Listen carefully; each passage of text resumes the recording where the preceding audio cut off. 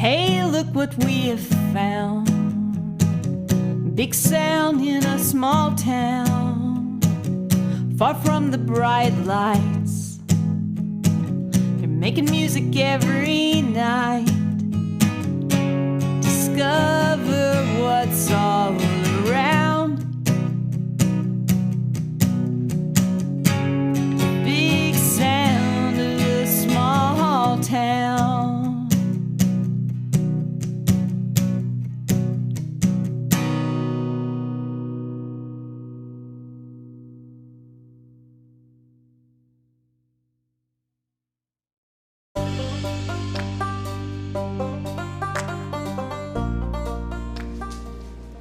Hi, and welcome to Big Sound Small Town.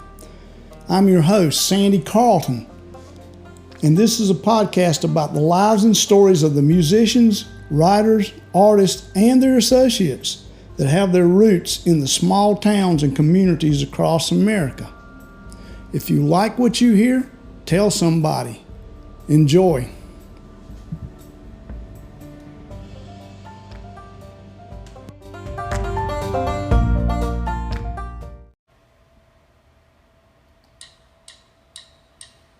I need to go home, but I wanna stay here.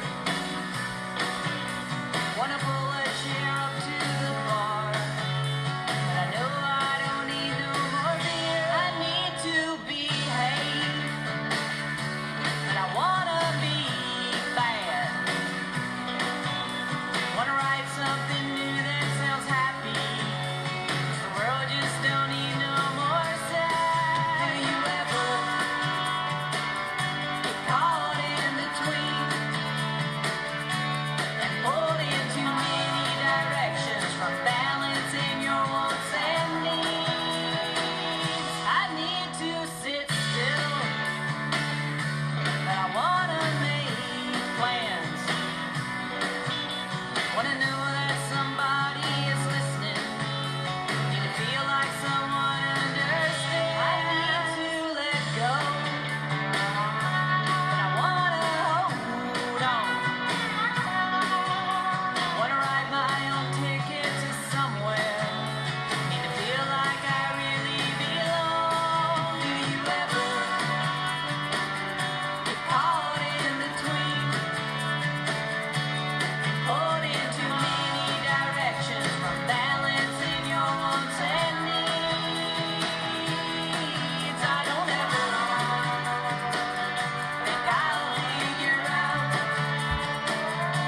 a way to stop running in circles and wondering what it's all about.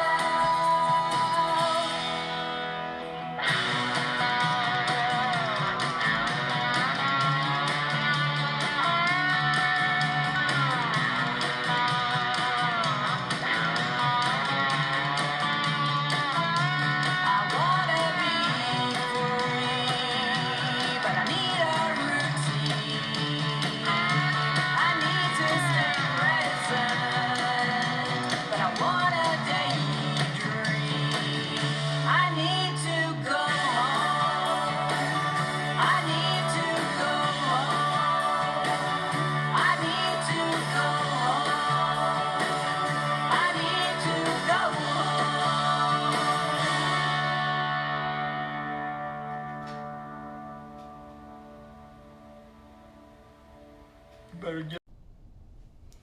Today, my guest is singer-songwriter, guitarist, what else?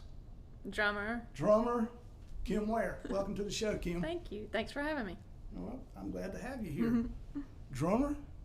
Yeah, that was my first instrument. Really? Yeah. So when did you start doing that?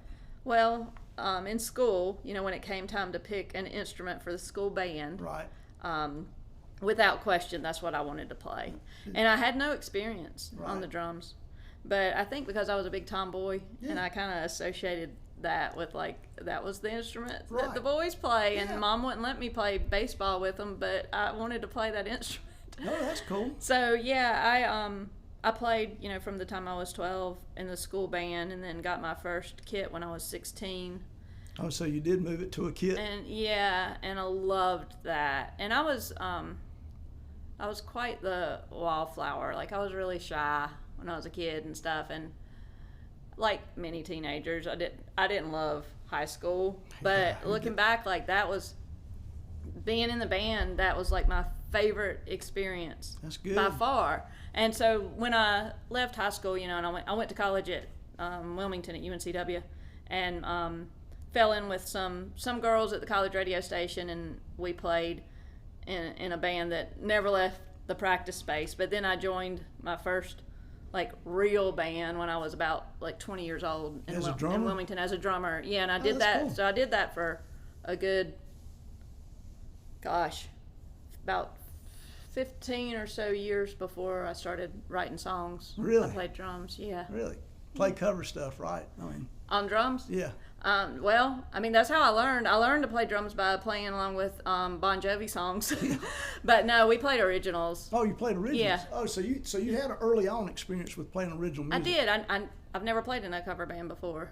That's a plus, you know. Yeah, I mean, nothing. I mean, there's nothing you wrong. You can make some good money. There's nothing. Oh yeah. There's nothing wrong with. I want to state there's nothing wrong with playing covers your whole entire life. Yeah, for sure. No, it's great. I mean, whatever gets you playing music, you know. And you'll make a whole lot more money. It's cool. But, yeah. I just never. No, I never did. I mean, occasionally we would play a cover. I mean, but to do your own music, you have to play a cover or two. Yeah, for sure. That's just there's no way around it. So, yeah.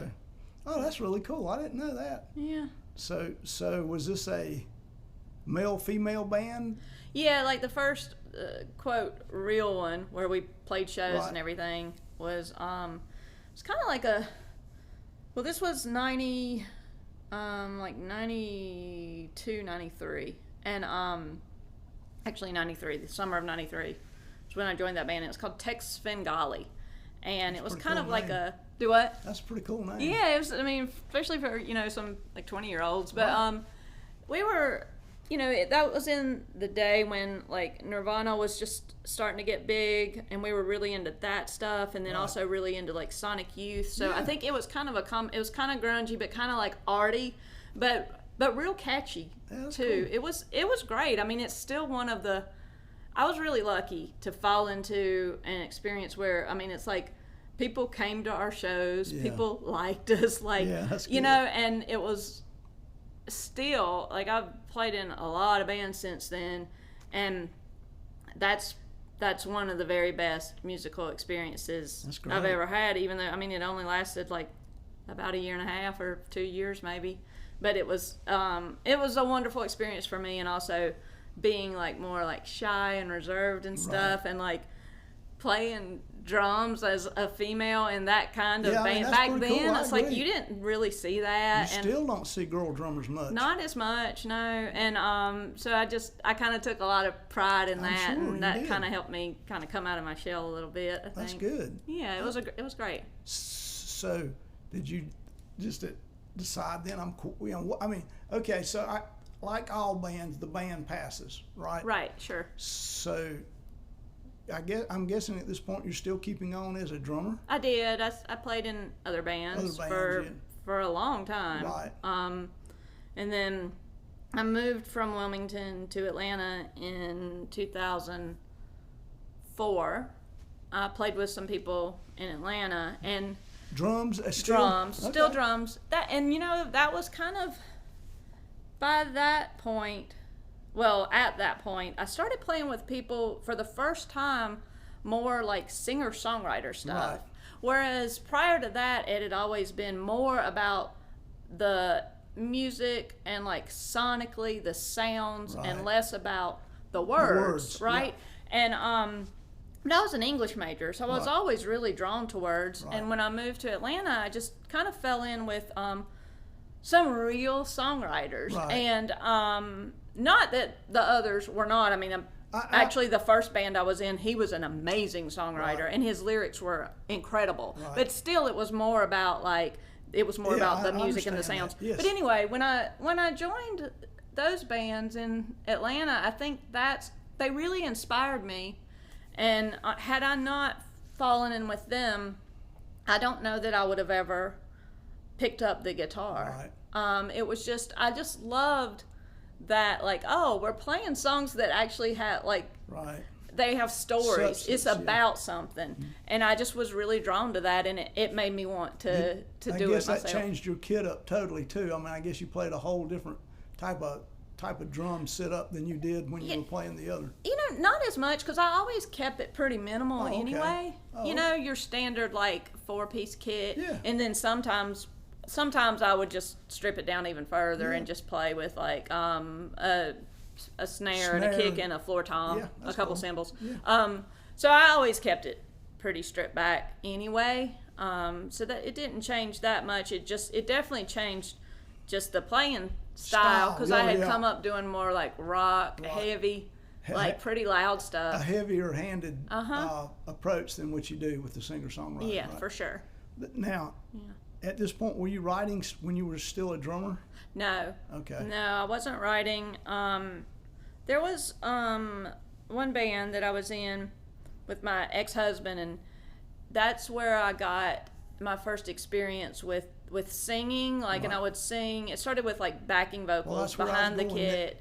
And then over time, there were a few songs where I would sing lead. Right.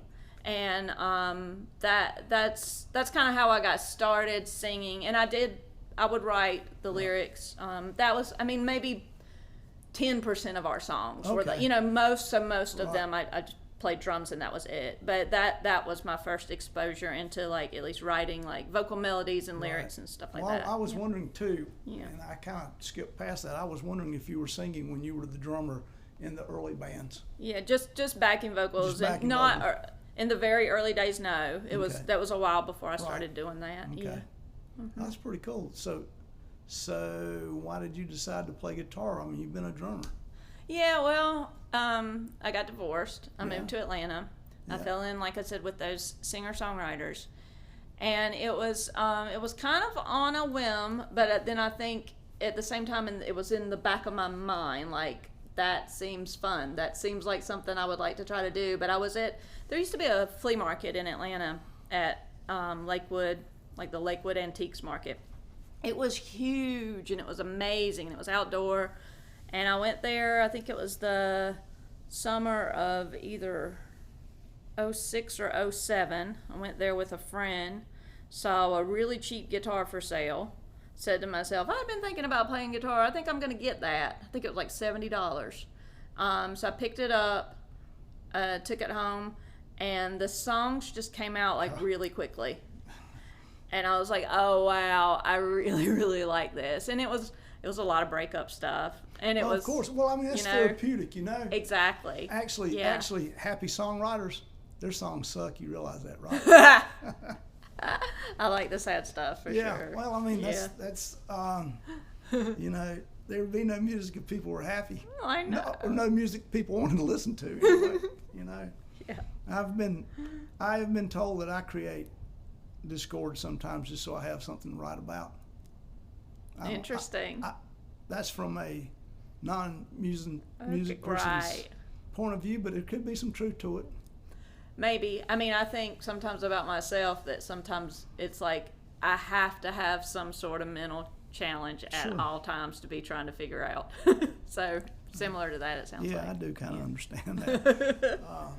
So when you started playing your writing your own songs and playing on the guitar, did you find another group, or did you play with the group of people you'd met kind of around? I mean, walk me through becoming a solo performer per se with a guitar as opposed to being a drummer.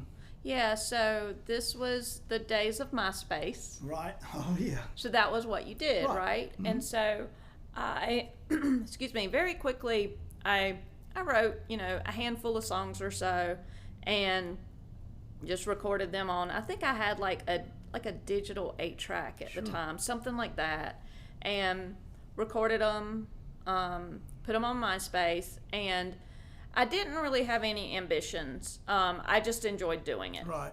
And I loved writing songs. I loved playing them for like my dogs. I loved sitting on my porch and just doing that. But I say I didn't have any ambitions, but I'm very driven and very ambitious by nature anyway. And so I felt like, okay, I have these, so I should put them out into the universe.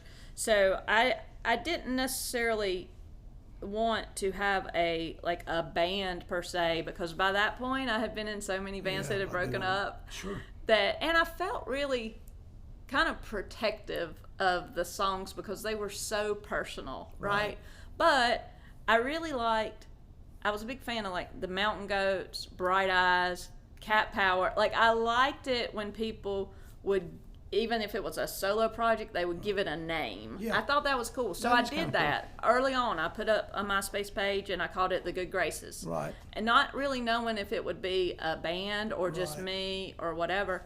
And then shortly after that, a good friend of mine had this art show in Atlanta, and she was looking for musicians to play. And by this point, I think like I had a set. You know, I had I could play like 30 minutes, right? Yeah. So I asked her if she'd be willing to let me play, and so that was my first show. And when I was there, I had been playing, and I still was at the time. I was playing with a good friend of mine. Her name is Mary O. Harrison, and I was playing in her band. I was playing drums, and through that, I had met a really great guitar player. His name's John McNicholas, and he did solo stuff and also backed up Mary O. So anyway, he also played a set at this art show. So he was there when I played mine, and he got on stage, and I think he played after me. And when he started his set, he started by saying something like, "Consider my set an audition for Kim's band." Oh, that's and I was like, cool. "What?" and that was the That's first good. time that I'd even thought, like, what?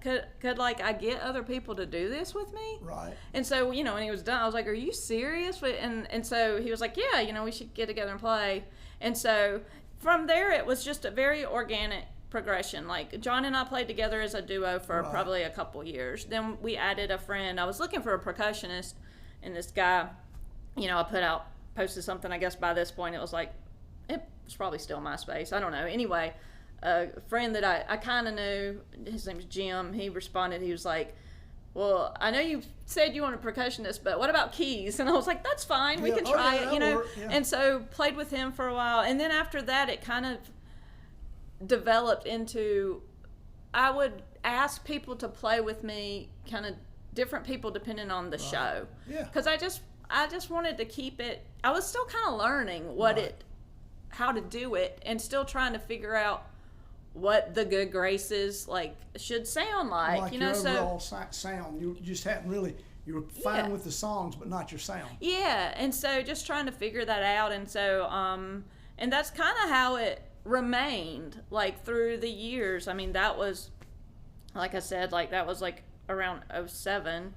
And I mean, since then I've released, I don't know, 5 albums or something, and a few EPs, and it's always been, some of the people have remained, but it's always been a little bit different, which I've there's really. There's a coolness to that. You realize that? I mean, Do what? There's a real coolness to that, though, that it's not the same members. It's like a free-form band. Really. It's fun. I mean, it makes it really interesting and fun for me, and yeah, that's kind of just how I always wanted it to be. I can't imagine it being all the same people for all these years, and I just didn't want to do it that way that I had always done it before. You know, there's also a good chance that it'll survive if you do it that way. Well, that's what I'm thinking. I mean, I'm always gonna do it, and I mean now, of course, since COVID happened, for the first time, really, I've been doing it. I've been kind of going back to my roots, so to speak, and just doing it by myself. I think most everybody has to. I mean, there's people that are playing out. It's just not a risk I'm willing to take. Me, same. Yeah. And there's places who,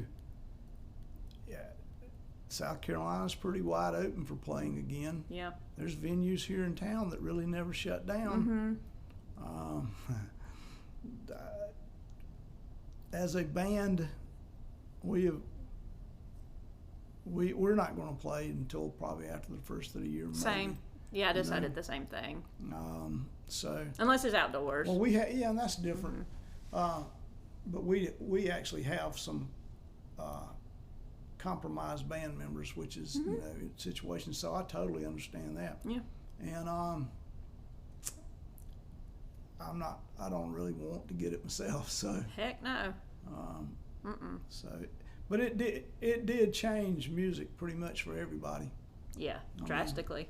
I mean, the live streaming stuff goes from just gosh awful to pretty good. Yeah. And that's all basically comes down to money and internet connection. Yeah. So, and I've seen some virtual tip jars that were like most tip jars, nothing. Yeah. And I've seen some virtual tip jars that have been kind of substantial. So, Yeah.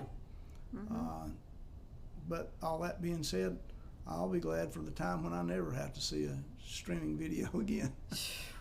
Yeah. I mean, have live music again will be good. Seriously. But for the large entertainers, they're taking a real beating. Yeah.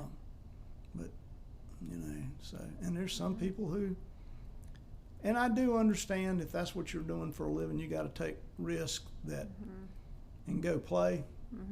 But I do understand that. Yeah, my anxiety won't let me do that. Yeah. I just don't think it would be very enjoyable at all. And if I'm not enjoying myself on stage, I can't really expect others to be enjoying it either.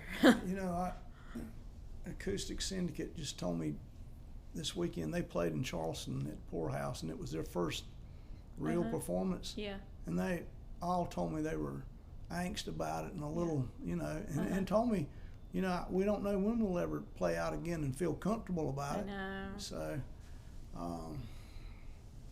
just don't know. For me, it'll be a while though. Yeah. But it's not my only form of income. Yeah, so, same for me. So, Yeah. But I do feel for those. So, you have some new music? Well, I have a single that I released. I put it out on Bandcamp. I'm trying to be kind of low key about it because, like I said, I tend to be kind of driven and ambitious, and I just moved here in June. We're trying to build a house. I started a new job in September. There's been a lot going on. Yeah, well, it's hard And to do. so I didn't really want to add to this big release where I Right. get like a publicist, because sometimes I Yeah. do that. Yeah. So I was like, you know what? I'm just going to record this song. It's called Things Will Be Better in the Morning. It's about nighttime anxiety.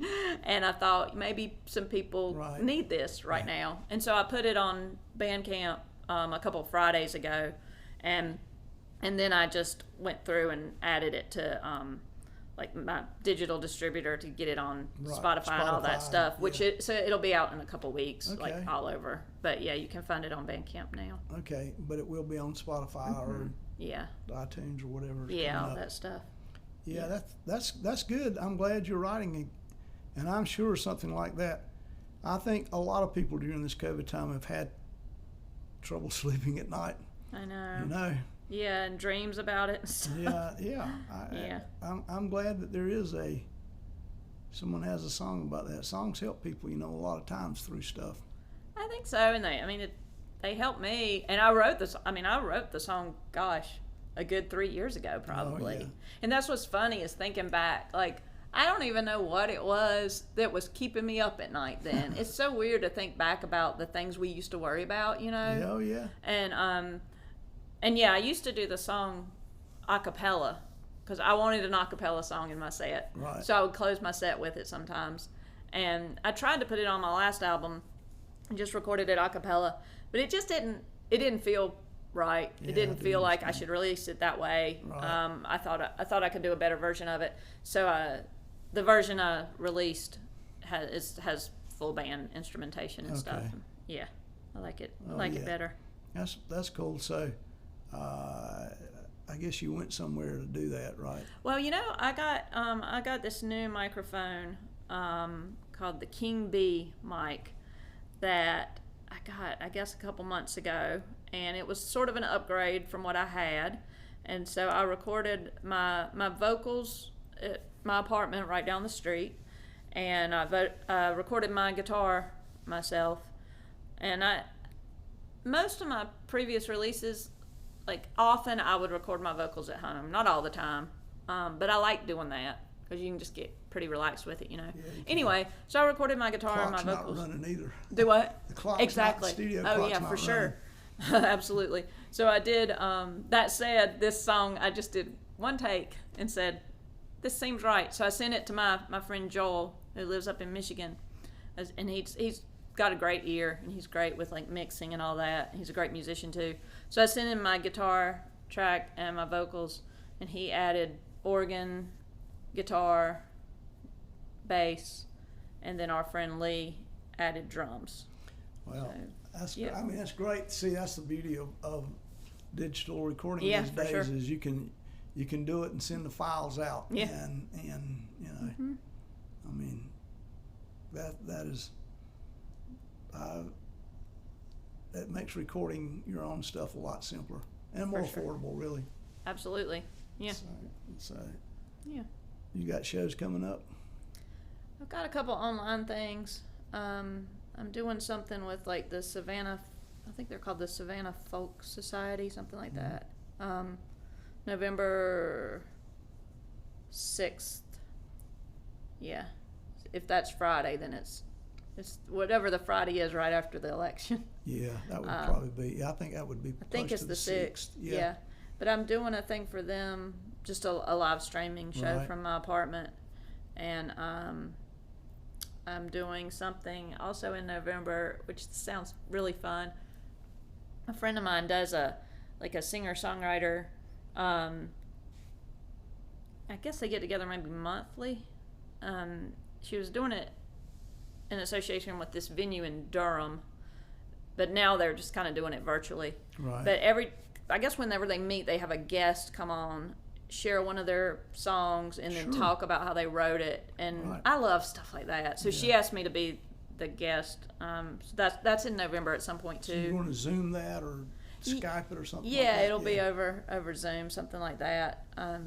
And I think that's all that I have. Well, that's coming pretty up. full compared to most people. You know, it's been pretty steady. I've been trying to kind of always have something that I'm looking forward to doing, Right.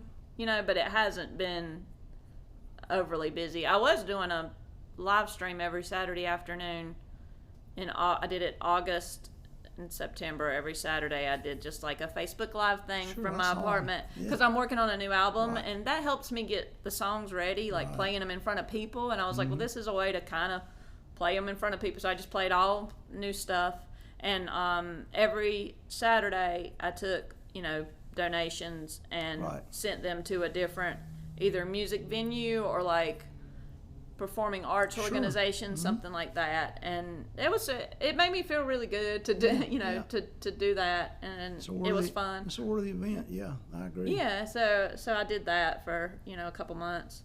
All right. After living in Atlanta, how's the adjustment to Shelby? Oh gosh, it's interesting. Yeah, that's big. You know, I actually didn't. Shelby's really cool in that it's so small, but like the music history and focus Yeah. here is really neat. Like I got such a kick out of yesterday because I just live right up the road, and so I try to take a break in the afternoons when it's nice and step away from my computer because I work on the computer all day. And I try to take a break and go for a little walk. And yesterday when I was walking, I saw the stoplight up in that corner that has the headstock at the top. Yeah. That's new, right? Yeah, it's new. Because I was like, I've never seen that before. And It's so I new. was hoping that I had not just missed it. So I took a picture of it and I posted it on Instagram and stuff because that is super cool. That like is just little really things super like cool. that. That is Well, so you've neat. seen the little Don Gibson stats things around town with his records. Have you Of course, seen? there's one right in front of our apartment. Exactly. Yeah, I mean, how many towns has that? exactly. So, And yeah. 2 murals. Yeah. One at the new grass Right? and one, well, you know, That is so cool. And so I really feel like of all places I could have chosen to move, given that I basically wanted something a little slower paced. well, you got that. But I mean, I basically I had to come back to be closer to my mom and my aunt. That was why I came back. Right. So I'm just lucky in that Shelby does have that, because that gives me something where it is way different from Atlanta, and I miss Atlanta terribly. I loved Atlanta. Right. Like, I loved Atlanta more than I thought I could ever love a place. Right. And, I was there for 16 years, and I developed a lot of really, really, really close friendships. I'm so fortunate that I did. I played good shows there. I mean, I guess my last, big show is Good Graces. We played at Eddie's Attic, which is, an awesome venue, and I worked so hard to get to that level, and it was for our album release show last fall, and it almost sold out. And so it's I felt like I was finally kind of, not that I'm trying to be famous or anything, but I was finally to a point where it's getting good shows was easier, and then I left, and then COVID happened. And when I came here, I moved here in June, and I think, I thought, I'm not that far from Atlanta. I'll be back soon. I'll set up a show for my band in the fall, and that's been hard, the not being able to go back and not being able to play with the guys that I had been playing with, and I mean, I miss my friends terribly. Oh, yeah. So that all of that has been really hard. I'm sure. But I mean, like I said, I think I'm trying to look at the positives, and it's a cool little place, and that's why it is. That's one reason why I reached out to you. I think before I even moved, because I started looking for well, who are the people doing stuff in this town? Musically, this town per capita has as many good musicians as anywhere in the United States. That's awesome. See, I mean, I hope when we get past all this, I can meet some of them, because I'm pretty introverted and stuff, but at the same time, when I did the same thing when I moved to Atlanta, I had only been there, probably not even a year, and I started a music festival. Yeah, I mean, and I just try to find like-minded people wherever it is that I go. So that's been cool too, and doing the Don Gibson, I played in their singer-songwriter competition thing, and just trying to do things that are available to me where I don't have to be indoors and really anxious about it. Did you do a Don Gibson song? I did. Yeah, I did. Lonesome Number 1. Yeah. Love I've that done too. the same thing. I mean, one of the coolest things, and I've done some cool stuff, but was playing one of my own songs and playing a Don Gibson song in the Don Gibson Theater. Tell me how it gets a whole lot better than that when you really strip stuff down musically. Yeah. That's too cool. That's awesome. I know. I wish that we would have been able to do it in the theater, because it is cooler in the theater. That's one of my things. When I came here, I was like, okay, if I'm going to be trying to do music in Shelby, there's two things I want to do. At some point, I would love to open for somebody at the theater, and I would love for my music to be played on WNCW. Yeah. And I sent them a CD, and they played it several times, which was great. I was like, cool. I love that station. And so that's another great thing about Shelby too. It is. Atlanta had great college stations. Right. And that's really essential, I think, to having a scene, having a good independent radio station. I agree. And that we have WNCW so close. We're really lucky. WSGE. It's great too. I mean, and they're both supportive of local music. Yeah, that's awesome. And various styles, which is another thing that Cleveland County is very good about. People associate it with bluegrass. Yeah. I'm here to tell you there is a band or a individual playing music in any style and playing it at a high level here in town. Isn't that cool? It's really cool. That's why you started this podcast, probably, right? Yeah, that's awesome. I mean, I thought that people do not realize the talents that is in small town, and a lot of them have been places and have come back here.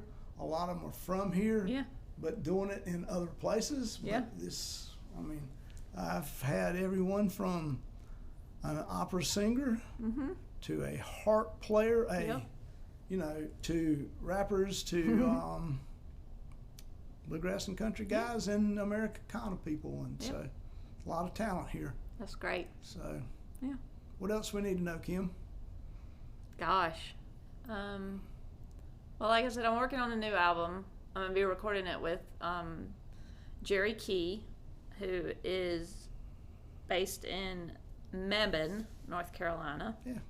And Jerry's an amazing engineer, producer. He actually he's so modest and humble, and he would never boast about this, but like in the 90s, I was really into like the Chapel Hill music scene, like the indie rock music scene that was kind of just starting to blow up there, and he had a big part in it blowing up, because like Superchunk's first album, that they recorded it with him, and so he kind of fell in with that like Merge Records crowd, and he's done so many albums. And I was able to meet him when I was in a band in Wilmington. We recorded with him, and he and I just became friends, and he's played with me. Sometimes I'll go play in the Triangle, and he'll back me up on like dobro and excuse me, stuff like that. And he's so great. But anyway, or I guess that's my friend Andrew that plays dobro. He plays more lap steel. Sometimes I get my guys confused. But anyway, Jerry's awesome, and I'm going to be doing, like, similarly to how I did the single I just released. You know, I'm going to record my basic stuff, just guitar and vocals, in my apartment, send it to him, and he'll add stuff to it. And we'll probably get some, like, different people that I know to add different things. So not in a big rush to do it, just gonna kind of, you know, take my time and do it as I can. You're gonna release songs individually off of that? I might, or that's kind of the market these days. It's almost a 45 record. Yeah, deal. which is kind of cool. I mean, people's really attention cool. span, you know. But no, I mean, I kind of have. I think I have about 14 to 16 songs. So I was thinking about I might do like an EP. And then follow it up with a full length. But then I might also do some single. I don't really know. But yeah. And I mean, all my old stuff you can find under the name The Good Graces, you know, on Spotify and all that stuff. Gosh, I don't know what else there is. It's a good story. It's a good story. It's a good welcome to Cleveland County and Shelby. Good. It's a good chance to introduce you. Yeah, thanks. Well, I appreciate you taking the time, because I understand you have a very full schedule. Yeah, I just have a lot with like the day job, and I also recently started grad school too. Oh gosh. So it's a lot to balance. It is. It is. Yeah, it takes a lot of time management and dedication and all that stuff, but it's fun. And I mean, I'm glad to have the musical outlet. I don't know what I would do without it. Kind of makes the rest of the stuff a little easier to tolerate. It does. Thank you for coming. Thank you.